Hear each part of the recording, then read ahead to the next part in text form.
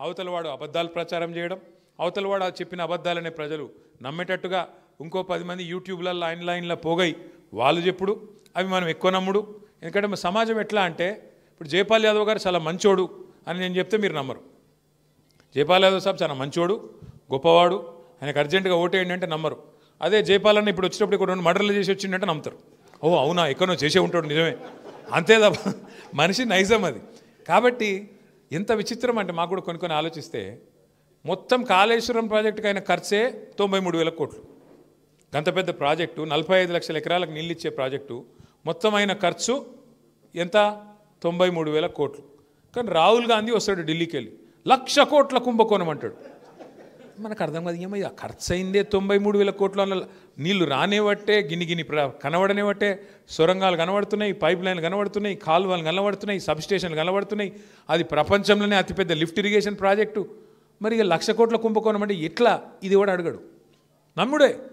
1,00,000 కోట్ల కుంభకోణం, 1,00,000 కోట్ల కుంభకోణం అని 1,00,000 గొంతులు వేసుకొని ఉర్రాలి, నమ్మాలి, ఆయనతో బాయ్ పడాలి.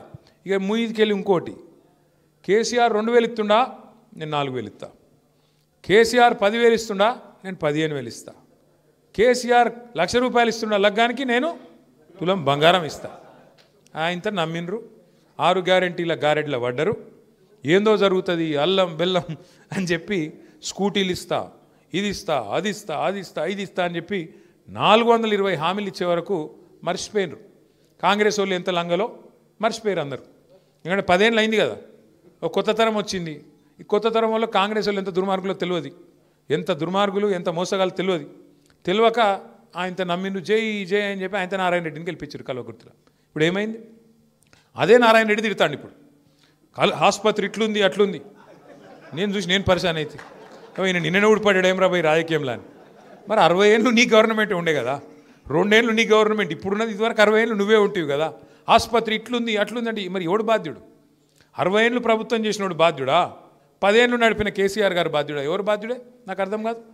ఇట్లాంటి వాళ్ళు ఇవాళ నాయకులు వాళ్ళ పార్టీని వాళ్ళు విమర్శించేటోళ్ళు చాలామంది తయారైనారు. కానీ ఒక్క మాట మాత్రం దయచేసి అందరం గుర్తు చేసుకోవాలి.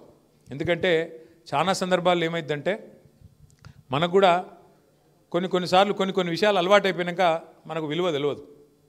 ఇప్పుడు రైతు బంధు మంచిగా టింగు అని పడుతుంటేనేమో విలువ తెలియలే. ఓ 2 సార్లు ఎగ్గొట్టే వరకు అప్పుడు యాద్ చేసుకున్నారు కేసీఆర్. అరే వీడు దుర్మార్గుడు ఉన్నాడు, వీడు పెంచుతానాడు, పెంచలేదు, పెంచకపోగా ఎగ్గొట్టిండు. అమ్మా కేసీఆర్ ఉన్నప్పుడు ఏదో ఒకటి చేసి మొత్తానికైతే కరోనా టైంలో కూడా బ్రహ్మాండంగా మీకు టింగుమని రైతు బంధు పడ్డది. రేవంత్ రెడ్డికి టింగు సౌండ్ ఇష్టం లేదు, అందుకే కొత్తది పెట్టిండు. ఏం సౌండ్ అది? టకీ మనేస్తా అన్నాడు. పడుతున్నాయి మరి టకీమని? 4,000 పెన్షన్ పడుతుందా? టకీ 6,000 పెన్షన్ పడుతుందా? రైతు బంధు పడుతుందా? రుణమాఫీ జరిగిందా? ఇప్పుడు జరగలేదు. తులం బంగారం ఒకటి కాదు, ఇక 420 హామీలు ఉన్నాయి. ఎన్ని చెప్పాలి? 1 కాదు 2 కాదు 420 హామీలు, ఇష్టం వచ్చిన మాటలు. ఏం చేసినారో అబ్బాయి అంటే ఒకటే చెప్తాడు, ఫ్రీ బస్ పెట్టినా అంటాడు. అందులో కూడా మోసమే, అది కూడా చెప్తున్నా మీకు ఇనూరి. ఫ్రీ బస్ అంటాడు. ఫ్రీ బస్ అంటే మహిళలకు ఫ్రీ అట, భర్తకు డబల్ అట. అది ఫ్రీ ఎట్లయితుంది నాకు అర్థం కాదు. పిచ్చోళ్ళని చేసుడు తప్ప మనకు. పిల్లలకేమో మళ్ళీ బస్ పాస్ రేట్ పెంచిండు, మగవాళ్ళకు డబుల్ టికెట్, నీకు మహిళలకు ఫ్రీ. ఇక ఫ్రీ ఎట్లయితుంది నువ్వు చెప్పు, నాకు తెలియక అడుగుతా. అంటే కుడి చేత్తో నిచ్చుడు, ఎడమ చేత్తో గుంజుకునుడు, అది ఫ్రీ ఎట్లయితుంది? ఇక ఇదొక్క మోసం తప్ప ఇంకేమైనా చేసిర్రా? దయచేసి మీరు ఆలోచించండి. గ్యాస్ వచ్చిందా? అలే 200 యూనిట్లు ఫ్రీ అన్నాడు. కొంతమందికి వచ్చింటుంది, కొంతమందికి రాలే. ఏ ఒక్కటన్నా పరిపూర్ణంగా చేసిండ్రా? 2 ఏళ్ళు నిండిపోయింది. అన్నిటికీ మించిన మోసం. ఎంత దుర్మార్గం అంటే, సరే ముఖ్యమంత్రులు ప్రభుత్వాలు మారుతుంటాయి, రాష్ట్రం అయితే శాశ్వతంగా ఉంటుంది. ఇప్పుడు ముఖ్యమంత్రులు మనం ఎంతమందిని చూసినాం? ఎన్టీ రామారావు గారు 1983 నుంచి ఎన్టీ రామారావు గారు 89 దాకా. ఆ తర్వాత చెన్నారెడ్డి గారు, విజయభాస్కర్ రెడ్డి గారు, తర్వాత